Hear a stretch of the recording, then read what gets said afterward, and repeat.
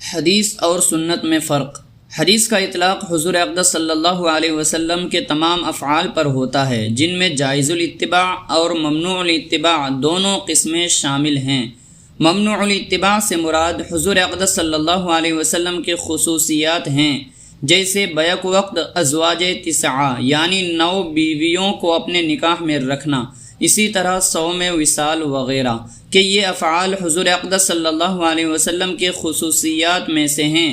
امت میں سے کسی مسلمان کے لیے بیک وقت 4 بیویوں سے زیادہ جائز نہیں، بالکل حرام ہے۔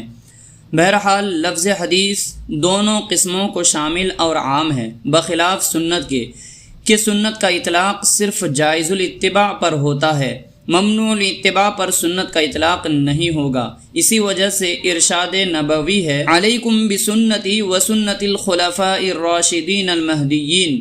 نیز ارشاد گرامی ہے، ترکت فیکم امرین لن تضلوا ما تمسکتم بہما کتاب اللہ وسنت رسولی۔